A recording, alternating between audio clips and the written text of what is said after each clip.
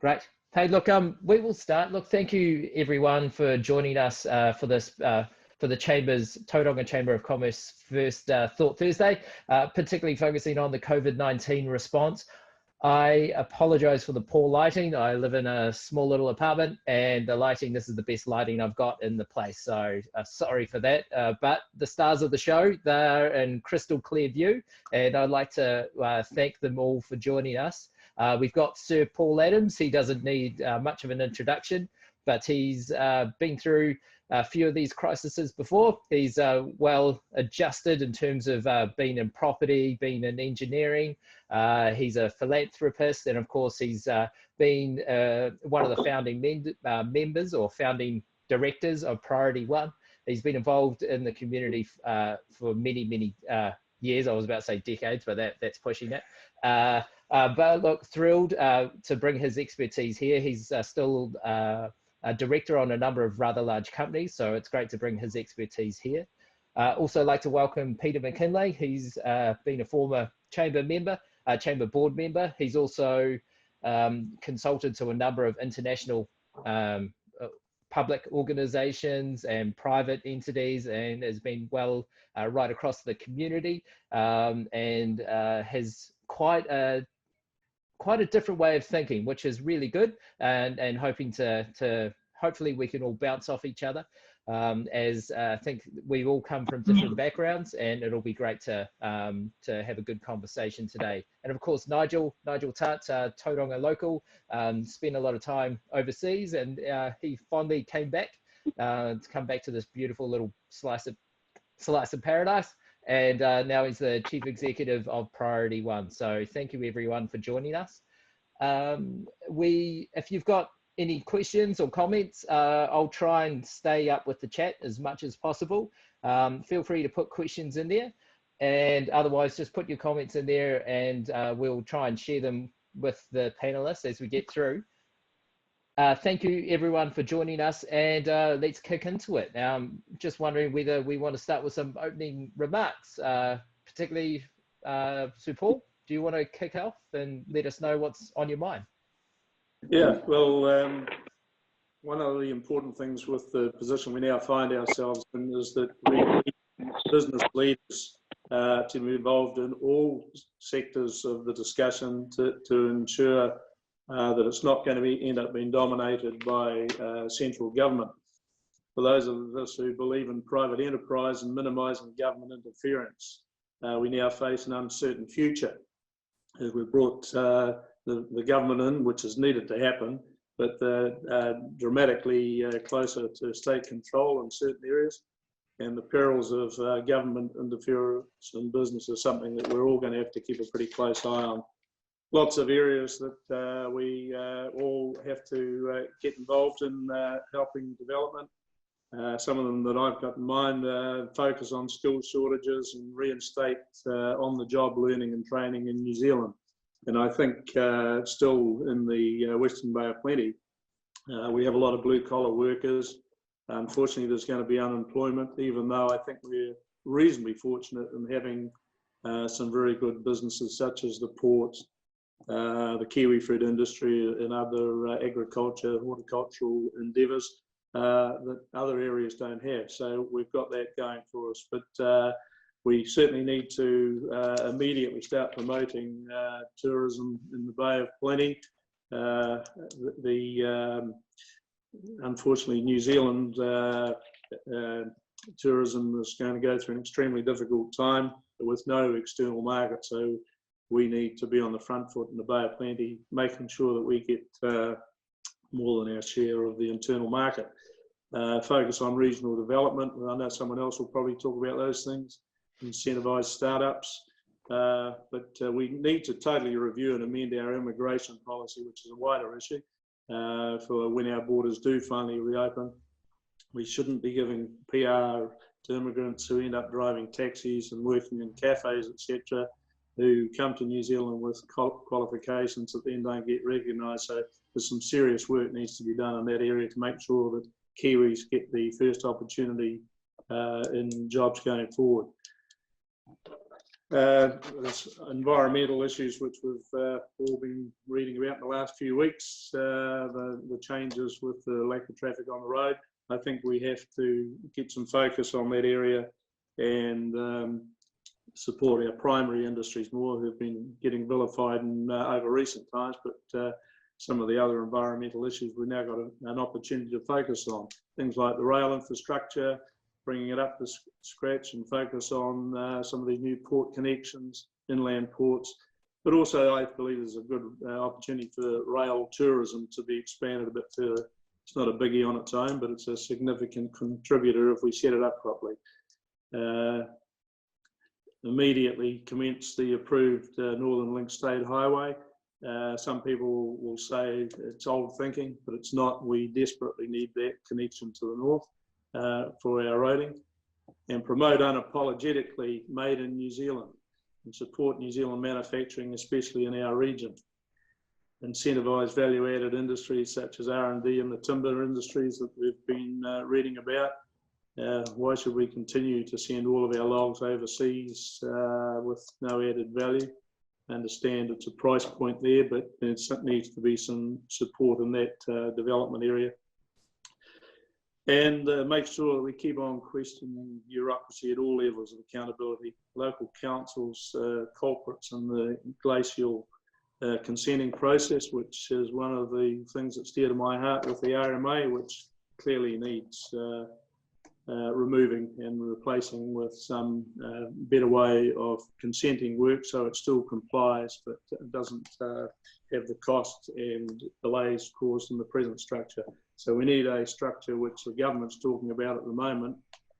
At the moment, they're not talking about private enterprise having the same opportunity as government promoted projects. So we need to make sure that regional opportunities are just as important as ones that are perceived as of national significance. I guess we're going to generally talk about funding, but hopefully the Bay of Plenty is going to get some funding for infrastructure from government. But there is another wider opportunity that we've talked about for years, but now it needs some serious discussion. And I'd like to talk about a private infrastructure fund in the Western Bay of Plenty. And it would be nice if we could talk to the regional council and get into their piggy bank through Quayside and Tech and others, and perhaps form a combined fund or have two separate funds that have got the same intention. But just very quickly on the government funding, I've said for years that central government should be funding all of our horizontal infrastructure, the three waters. The main reasons for that is they get all their money back by way of development contributions, but they also have the windfall advantage of every property that's built, and it doesn't matter whether it's residential, commercial or industrial, the government gets a huge windfall out of GST. And just to give you a number, just so people understand, this isn't a standard house and section on many subdivisions in Tauranga. Each of those houses, the government collects about $100,000 of GST that they wouldn't otherwise collect if those houses weren't being built. So for the government to fund infrastructure to allow development, they actually have a real bonus in the GST that's collected. So I'll leave my comments at that stage for now and come back into it later.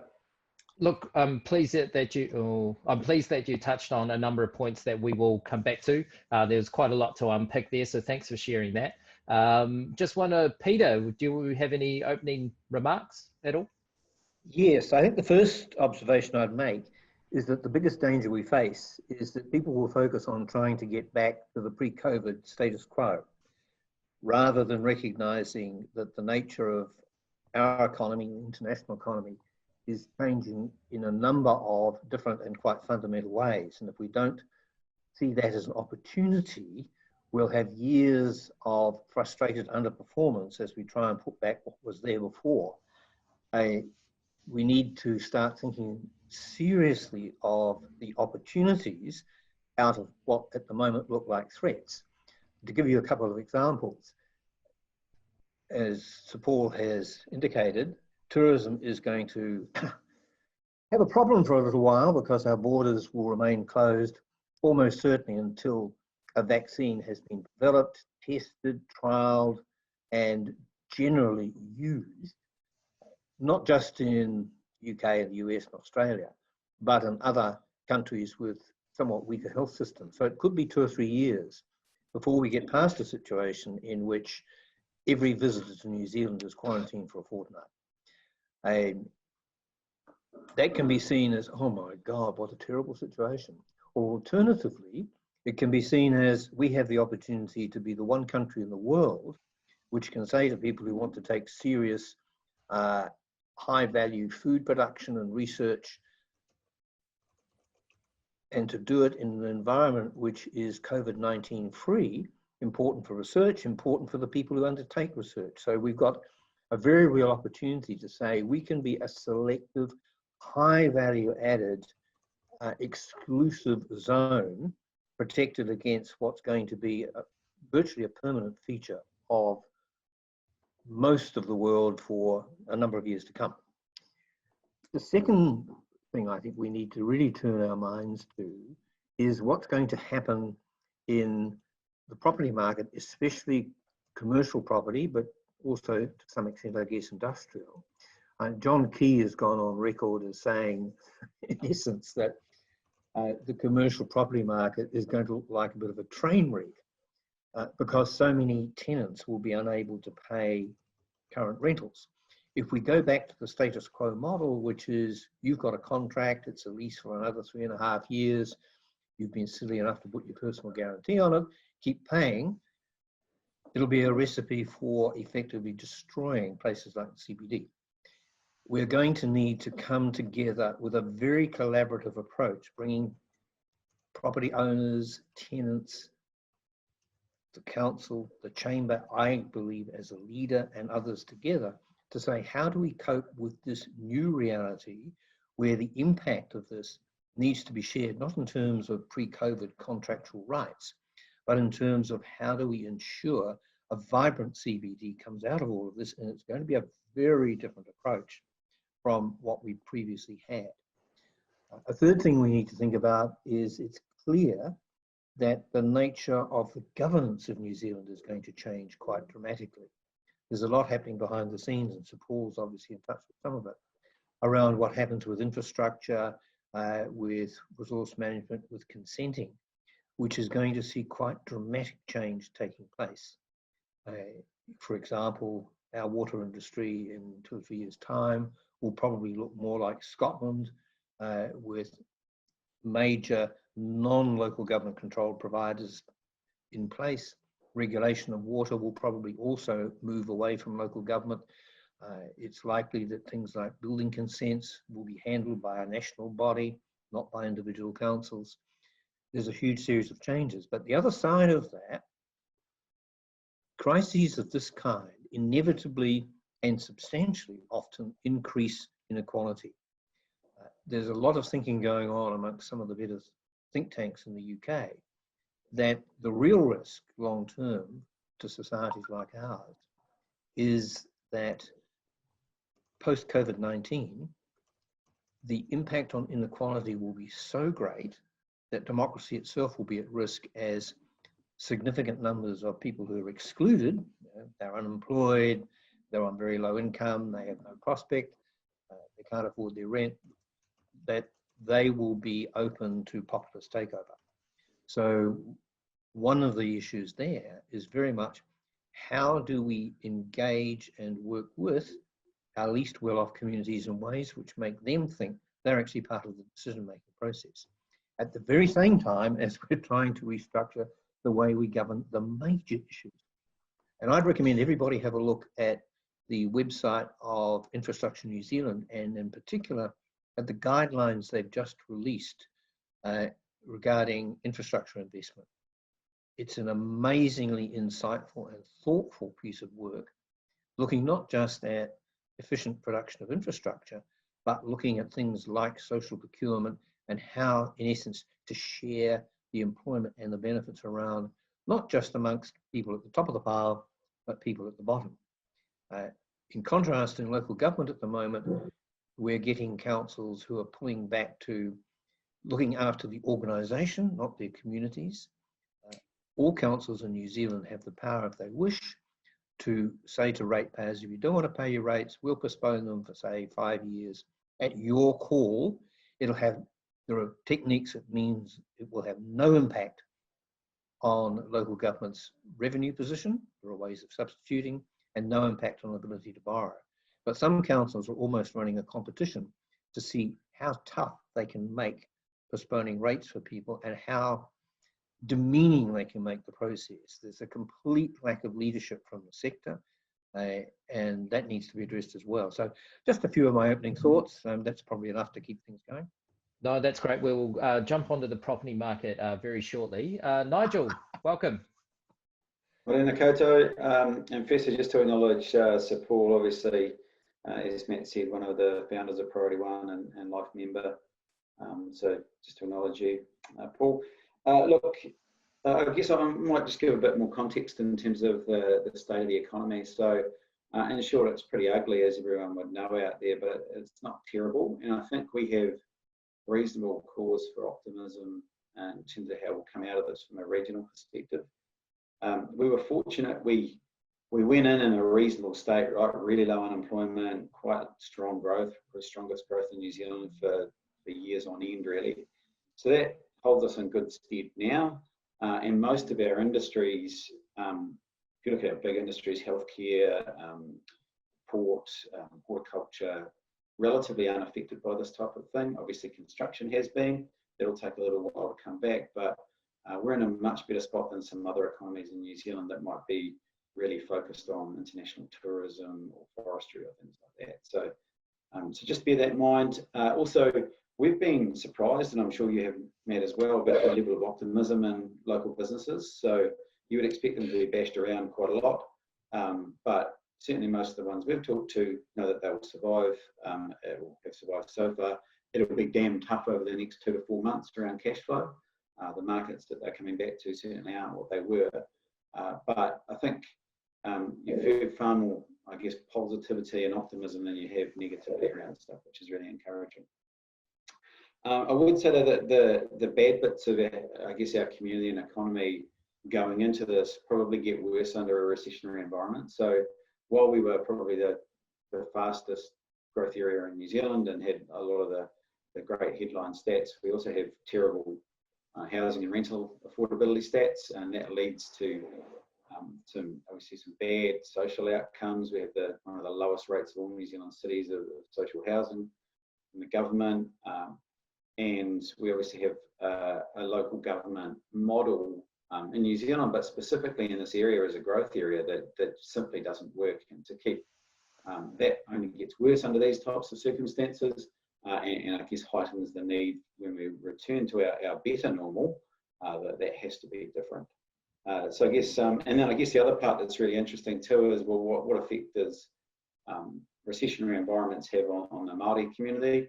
And we know that generally they're in, I guess, lower skilled and lower paid jobs. Those are more affected by recessions than anything else. So we need to look out for everyone here. So that's an opportunity in the future to come out of this in a good place, but also something we should be really wary of. And I guess the other, for me, what's important from here, obviously we have to get businesses and employment in a good state in the very near term. So that's probably the next 2 to 6 months period of time. Then the really interesting stuff is how we rebuild ourselves better than we were before. And then that's also going to come down to how we can execute that. Yes, we would expect to have a bit of government stimulus in here, but how do we execute that for maximum economic benefit? And roads are cool and good, and water's good as well, but they might not be the best things for job creation either. So we have to bear that in mind. And the other part is, how do we change that local government funding or the local funding model? As Sir says, there's money there. Why would we keep doing the same old stuff that hasn't been working if we have opportunities to do new things? So that's got to come up here. Thanks, man. Great. Look, we'll certainly touch on community engagement, governance, and inclusiveness, both economically and in decision making towards the end. I think it's quite a key theme that all three of you have brought up. Just firstly, perhaps we can start off with talking about New Zealand's economy has been very reliant on having open borders for tourism, for seasonal labour, and of course our net migration population growth. What will the impact of extended lockdown, essentially borders shut for 18 to 24 months, what would that impact on our economy, and how are we going to get through this, and will it have any long-term scars? Who wants to lead off? Peter.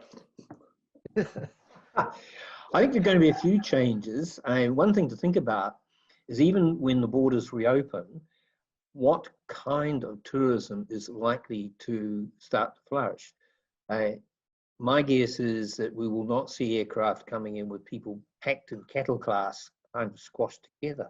We're going to see a continuation of some form of social distancing on aircraft, and in turn that's going to hit the fare structure quite substantially and change, I think, the mix and change the affordability of New Zealand as a long-term destination. Flip side, we need to be looking very much more at high-value tourism as likely the core of the way tourism here recovers. And one of the upsides, I guess, is that the pressure on our rental market is going to be very, very substantially less, because we will have such a reduced demand for bed nights from tourism that Airbnb, for example, looks as though it's virtually almost out of business. So a lot of places are going to come back into the long-term rental market that weren't previously there. So that could be a plus. Internal tourism, we are really going to have to, I think, focus on that in terms of how we make it work. It'll put a premium on ensuring that the event strategy we've been following here is further developed and works well, so that this is a place people really want to come to. All in all, I think if you're in the internal tourism business, it's going to be an exciting time and great opportunity. If you look internationally, you're going to have to really rethink the nature of your product and the markets you're targeting. Paul, do you want to comment anything about, say, our residential population growth and the impacts that closed borders may have on that in the short term, on the impact on the construction sector? Yeah, obviously been doing a bit of work internally on the residential market. It's sounding a bit naive to say this, but there's still an unsupplied demand in housing in New Zealand. If we take a photograph today, and starting at the social housing end, there's a lot of work to be done there, including our own fair city. There's a major work that could start with some support from planners and so on to get several significant social housing projects underway down Cameron Road around the hospital in those areas through accessible property. So I hope someone's listening to that aspect. Just some of our own projects around the North Island. Most of our builders are still okay and ready to push the button on projects that they are about to start, and there haven't been as many individuals pulling out or wanting to pull out of purchase contracts either in houses or sections as I was expecting and have had in previous cycles that we've been through. So right at the moment, taking a photograph right now, and this is before a depression or whatever we're facing truly kicks in, the market is still in reasonable shape. So I would like to think, because of the region we're in, where a lot of people would like to live, there's still going to be an ongoing requirement for housing, but it gives us an opportunity now to restructure the whole pricing continuum from sections right through housing. And I think there's going to be an opportunity there for reduction in the prices of houses as opposed to necessarily a significant adjustment in the value of existing stock and new stock. So I think any real adjustment there is going to come in what the new order of building is going to look like. So I'm reasonably optimistic, particularly in the Bay of Plenty, that our future in residential development in particular, and therefore growth in our population is still going to hold us in good stead, and we're going to get our share of ongoing growth in the region. So, and I have to say that anyhow because I'm in the industry, but we're going to be fighting hard to achieve that. Yeah, no, that's good. Nigel, do you want to make any comments about the construction or the seasonal labour? Yeah, just quickly, I think on the construction side, as Paul says, we're in a massive deficit for this, right?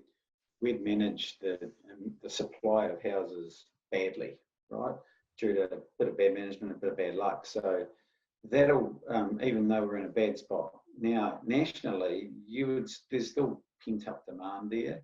I think we'll come out of this better than most other regions. So I think people will probably flock here. So I think if we're thinking this will solve our housing problems without hard work, that's probably incorrect. Even though one of the major drivers of that obviously is net migration, which is probably going to ease off for a little while. And to your point around seasonal workers in particular, so doing that will have an impact, right? So let's hope they can find it safe enough to let the borders open a little bit later in the kiwi fruit season at least, because we shouldn't. I know there's lots of people unemployed in one aspect, lots of jobs in another one, but those don't quite match, right? And we should be honest about that.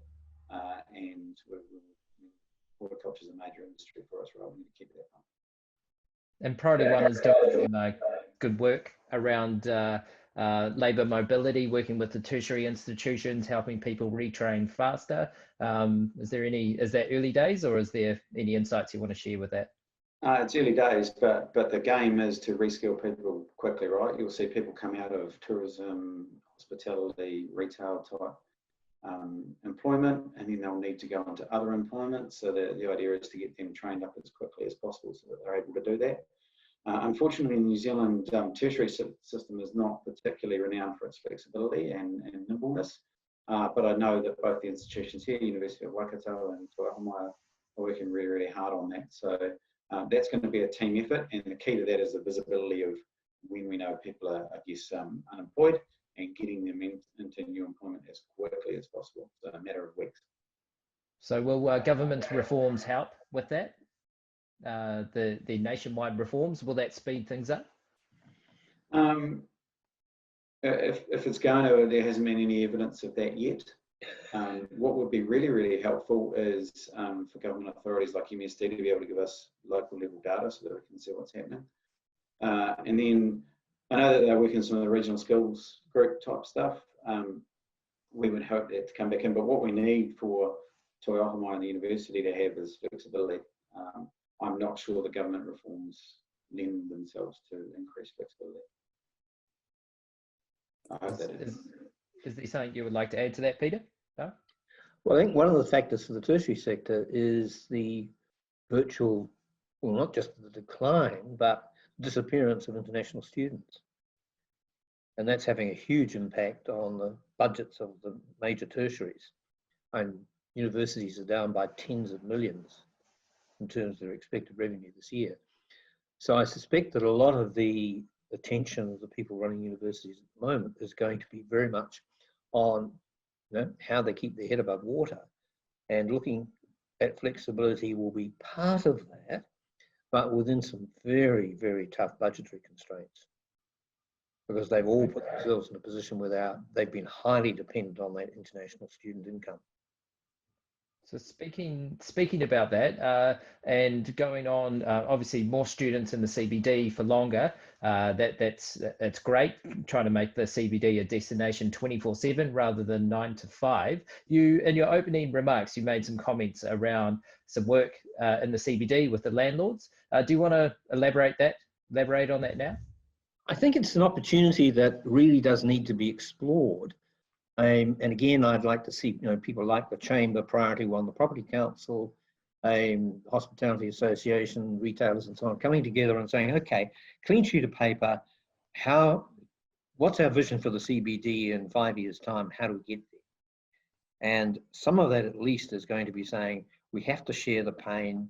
We can't just each of us individually rely on the contracts we've got. We need to think about how patterns of work and retail are going to change. And working at home, I think, is going to take off because so many people have had to experience it, and they find it actually works quite well. And that reduces costs, it reduces travel time, a whole bunch of stuff. Retailers, I think, are going to be saying, okay, we've had to get to understand online shopping. What does that actually mean? You might still want a base in the CBD, but it might only be a quarter of the size of what you previously had. So there's a whole lot of thinking around what kind of place is it going to be? How's it going to work? What are we going to do to help spread that pain? And there will be some. What are the new things that we can bring in? Do we go and say, okay, let's grow the university student base as fast as we can, and start thinking about getting some people into the CBD again. And you look at how you can convert vacant spaces, start changing your thinking about zoning and consenting and so on, so that it's easy to convert places that currently would be standing vacant to some kind of usage that builds on that tertiary opportunity. And all of that kind of stuff needs to be thought through. And without people saying, I'm here to defend the fact that my property has value and it's got a tenant who has a commitment to pay, or a tenant alternatively saying, I should be given a free ride because I'm doing my best and it's hard yakka. It's got to be thinking much more broadly in terms of how we share stuff. Okay. Paul, is there any comments about that particularly?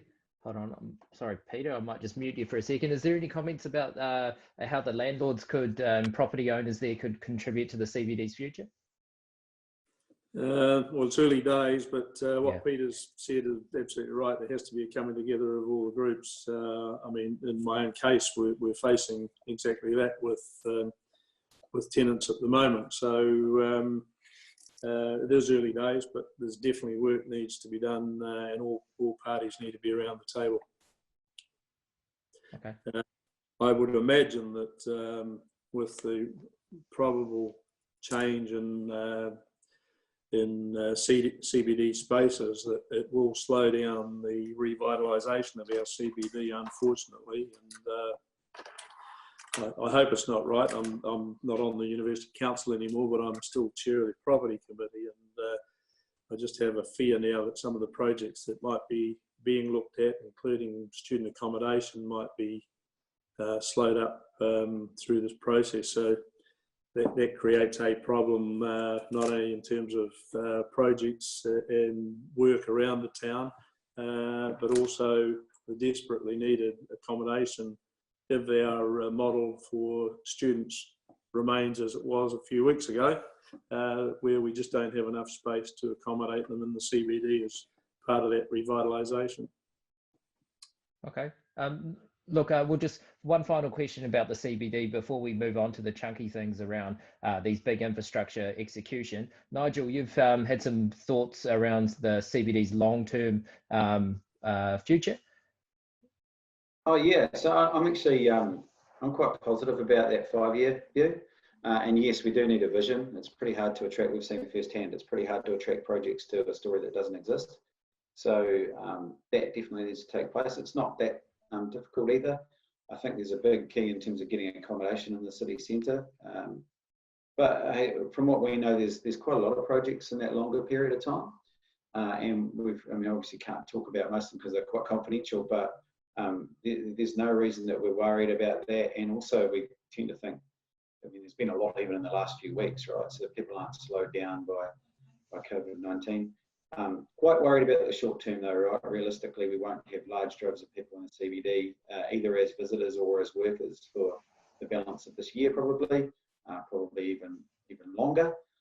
So that's a challenge for many of the retailers and hospitality businesses, which of course are a little less resilient anyway, because they tend to be a bit smaller in nature and tend not to have massive balance sheets as well. So that's undoubtedly a challenge, and unfortunately, I'm not sure that I have too many, positive things to say that can be helped in the near future anyway. Okay, so at least something that may come out of this could be some work, some joint work that Priority One and Chamber may help to support between tenants and some of the landlords around just some of the short-term pains. We could see at least start the conversation. Look, I think since we're 11:30 already, maybe we should get on to the chunky bit, which is around the region's long-term recovery plan, which is obviously going to include some rather large infrastructure projects. And Sir Paul, during your opening remarks, you were talking about tapping into things beyond council's balance sheet and looking into community and private funds, as well as potentially doing your best to retain government GST and try to utilise that within the region. Do you want to explore that some more? Yeah, well, firstly, in terms of the model that we operate under now is broke. We'll accept that. City Council, I'm sure, would love to have their responsibility, which is theirs, in providing funding and for trunk infrastructure and so on to allow development to continue. So we know the government, through the infrastructure entity they've put together, is looking at various projects, including some of the works that we need for future development in Tauranga. That's happening right now. But I'm saying that we need to be having wider discussions with central government as to the funding of all of the trunk infrastructure, particularly the three waters. So because that's the biggest impediment to any development anywhere in the country, but talking about our own region. And as I said earlier, it doesn't matter whether it's residential, industrial, commercial, all got the same issue. So the fact that a lot of people don't know this or don't accept it, but it's a fact. Developers end up paying for all of that infrastructure one way or another. All the councils or whomever the funder is do is they have to take the position of putting the money up front and getting the work done. It's all reimbursed over time, and obviously the quicker development takes place, the quicker that funding entity will get their money back. So it's a commercial proposition anyhow. So I'm saying central government, particularly in growth nodes like the Western Bay of Plenty, should be funding all of that core infrastructure on that same basis, where they get all of their money back over time, including interest. So it's a commercial proposition. But in the government's case, there is a real windfall with the GST that comes out of that whole proposition. And so they've got a real advantage over anybody else in collecting money from regions like ours, where if the work wasn't taking place, they wouldn't even be getting that all of GST. So there's been various discussions over years, and I don't think it'll ever happen where, well, why can't you reinvest, ring fence some of the GST that comes out of that region and put it back? I don't believe it'll happen with central government. Therefore, I think we need to be putting real pressure, business groups, developers and others, onto government to review that whole proposition. That in turn will take that liability away from local government, and I would almost put money on it now. If the likes of Tauranga City Council knew that they didn't have to fund that infrastructure, but had the benefit downstream of future rates flow, etc., they'd be promoting development a whole lot better than they have in the last decade or two. And then the increased rates, of course, could fund money for City Hall to get on and do other things that they need to do. And in our region, they're way behind in civic amenities and other facilities that are the fifth largest city in New Zealand deserves. It haven't got when you compare with other regions. So that's the proposition that I would like to explore in terms of government, central government funding infrastructure. But coming back to the local scene, and I put my hand up, and I have in the past, to have a private infrastructure investment fund. It's a commercial deal where City Hall can then talk to such an organisation, which will be put together professionally, so that there's funding available to take that off balance sheet from, or take it right away from City Hall, that responsibility. And of course, the obvious area in there, and we've all, even people on the screen today, have had various goes at Quayside and without a hell of a lot of success. Regional Council being the main pushback. We have to find a way of loosening up that significant amount of money that the regional council holds on all of our behalf, by the way. It's not their money, but through Quayside, and then lock it away and say they can't lend it because of this and that and the way it's structured. You know, and where we're sitting today, that's just nonsense. So we have to get around the table with all of those sorts of people.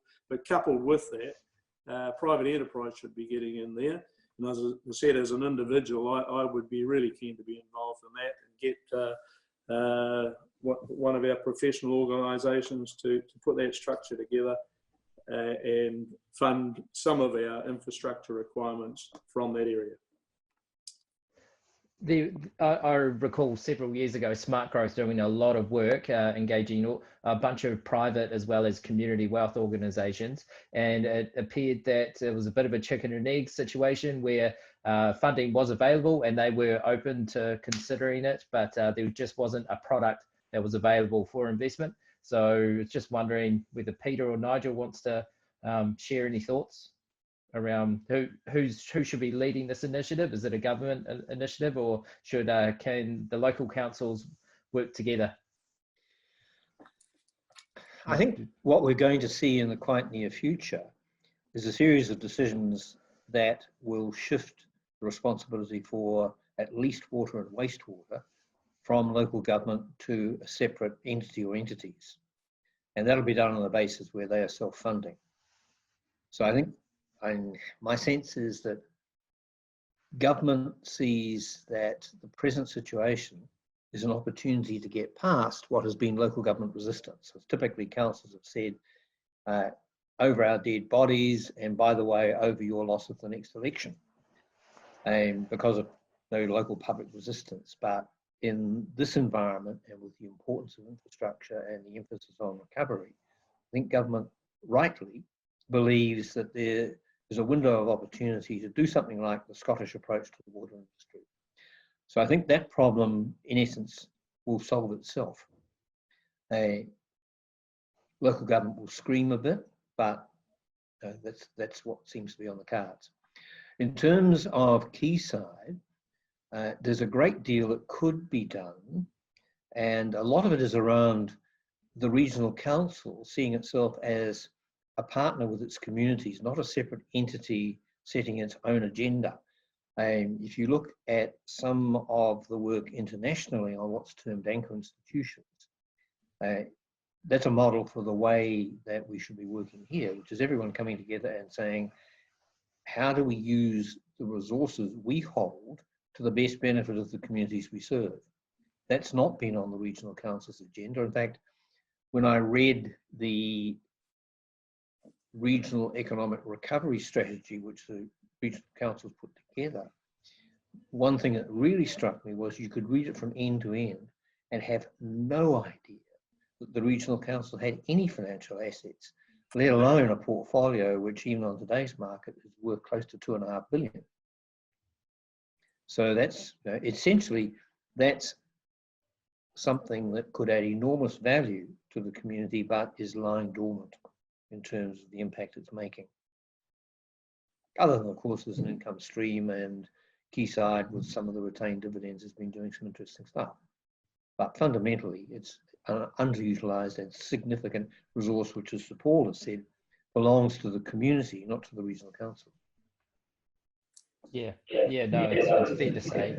Oh, sorry, you got a bit of echo there. No, it's fair to say that some of the dividends from Quayside have been used to pay for groceries rather than perhaps, in terms of delivering, subsidising the delivery of some of their services rather than going into perhaps building some assets and wealth and other things for the community. And I do know that they have been grappling with that over the last several years around what is their role. So hopefully this spurs on that conversation to reignite.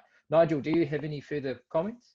Yeah, just quickly on that. I mean, I think Quayside works within the bounds of what they're given, right? So, I mean, they are asked to provide a return, and therefore they do a pretty good job of that.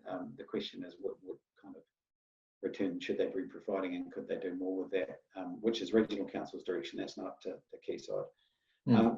Perhaps for better context for the people listening in, what we face here is infrastructure is really, really important to recovery, and we're obviously behind on that. So we need the government to step up. we have a problem in this region because Tauranga City Council, as a growth council, needs to invest a lot in horizontal infrastructure generally, but they have a debt limit of 250% of their income. So they're right up against that debt limit because they've had to spend a lot on kind of future stuff, which is what they need to do. And when you get to a situation like this, where you might have reduced income, which could be fewer people going to Bayway for a swim, that then affects your capital program in a few years' time. So that's the situation we're facing. And what you need is government and local government in a recession to be spending more. Unfortunately, the construct that TCC has means that they'll probably, unless they have government intervention, end up spending less. So that's not their fault, that's just the cards they're dealt with. And unfortunately, local government funding in New Zealand is broken because the only mechanism they have is rates, right? And of course, politicians have every incentive to keep rates low because that's what gets them voted in. That's not necessarily what's smartest for the region over decades, that's just what gets them voted back in. So the challenge we've got is to change that model so that it's better in the future rather than just keep flogging that same old dead horse, which is really to get things off that balance sheet or better use regional money we have, which is why we have, I guess, Tauranga City Council, and to a lesser degree Western Bay Council, financially struggling, lots of debt, up against their limits. Your regional council with definitely not that problem, right? They have lots of money and Yep. So the question is, how can they do that? How can we then use that to drag? If I may make a quick comment, if you look around the globe, one of the problems that councils in New Zealand face is that they do not work closely with their communities. So you tend to have a standoff situation, councils versus communities, rather than councils with communities. And there's quite a bit of evidence that says that councils that work with communities have a much greater freedom to operate in terms of how they fund, including how they use things like rates. And there are also tools which councils could be using within their rating and other structures, which most of them really don't know about. And one of my frustrations is I look at the opportunities that places like Tauranga actually have, but which are going unutilized. I won't go into the technicalities because they get a bit tough, but part of it is around, let's have a decent community conversation and free up the city. Yeah, I mean, this is a no-brainer, right? We have an infrastructure deficit, we have limited ability to pay, but there are plenty of people either locally or in the rest of the world that are keen to invest in infrastructure. So it shouldn't be that hard to put the pieces together. And that's the things that we have to do differently. Okay. See you're nodding, Paul. Yeah. Yes. Anything further to add? No, when you hear it like that, the solution's pretty simple, isn't it? Yeah, no, thanks, Nigel, for taking us, giving some broader perspective to the audience, the attendees. Look, Peter, just one final thing. Peter, you touched on the balance that we have to get between streamlining planning and consenting, but also making sure we engage communities and making sure we're achieving inclusive outcomes, like Nigel and Paul both noted, around some quality, affordable housing. Just wondering, how do we strike that balance between working fast but also having a conversation with our community? It strikes its own balance over time because councils that work closely with communities and have the confidence of their communities actually find they have a greater social license to do what they want to do. So that, for example, projects that need consent, even when councils do them, are much less likely to be challenged because the communities help take ownership of them. There is a lead-in time because in most councils, the level of trust in council is not very high.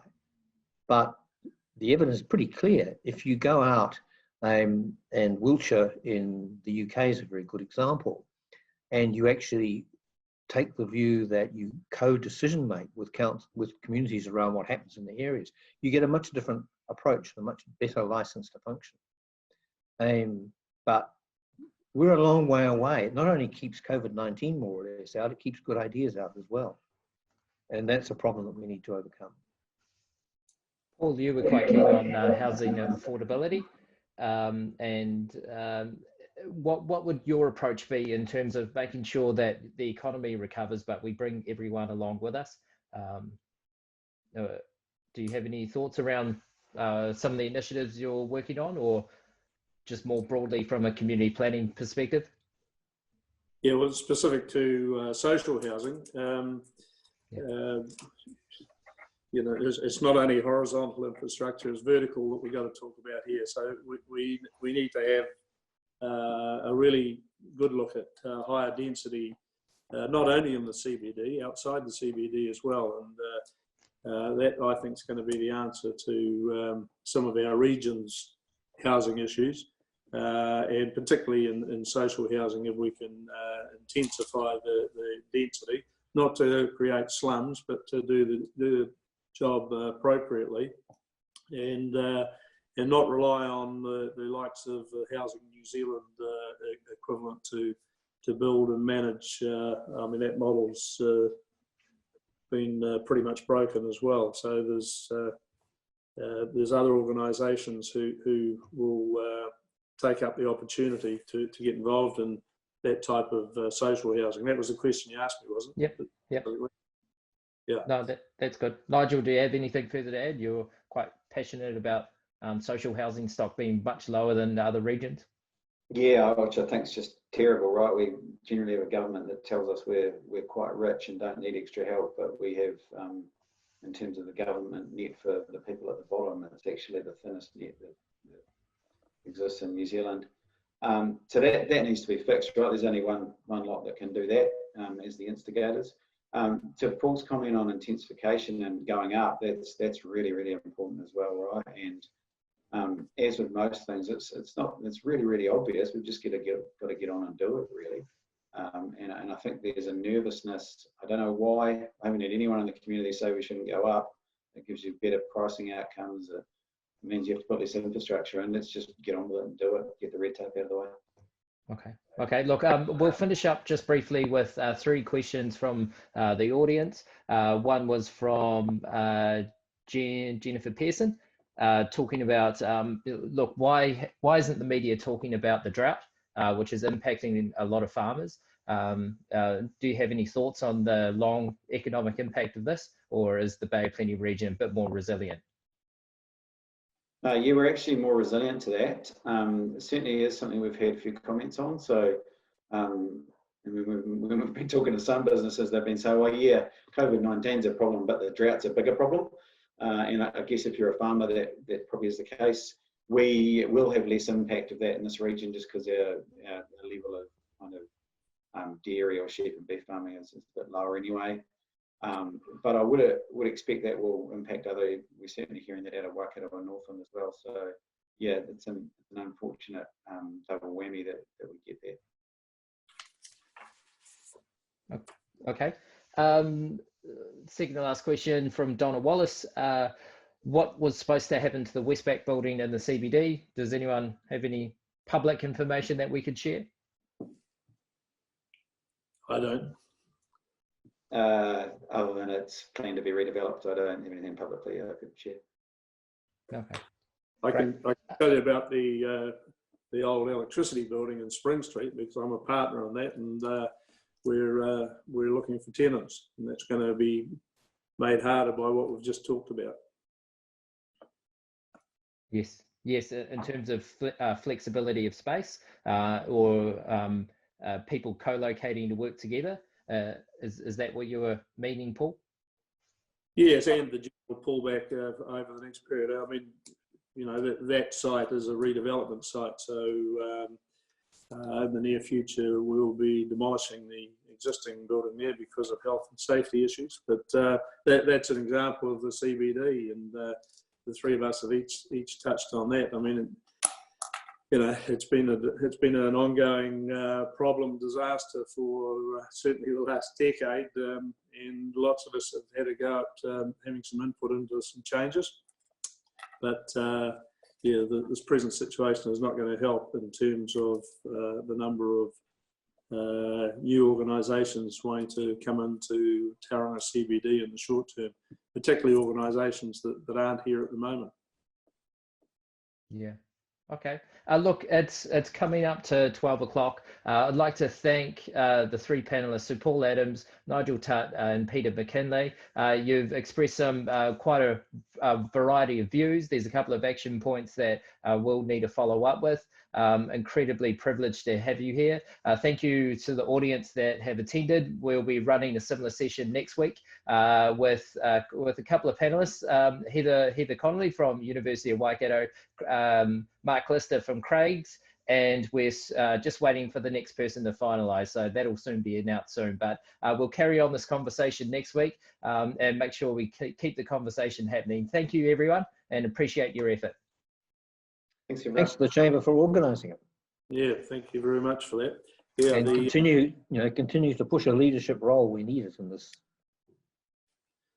Yeah, Matt, just in that area, someone has to take a lead role. It's all very well talking like this, but who's going to start organising, bringing some business leaders and other people that need to be into the high level group first of all, and then you've got all these subgroups, obviously the retailers, tenants, landlords, etc. as a subgroup, but comes back into that main group. I think we don't need too many talk fests, but we want some people around the table who can have some decent contribution and have got the ability then to talk to people in Wellington and elsewhere also. We've got a bit of work going on that, Paul, so I'll be in touch afterwards, you too, Matt. So, yeah. In short, there's a decent amount of progress, but we can talk a bit more about it. Keen to have you on the Thanks. all around the table. Wonderful. Thank you very much, everyone. Yeah, thanks, Matt. Thanks, Anne. Okay. See ya. Yeah. Bye, guys.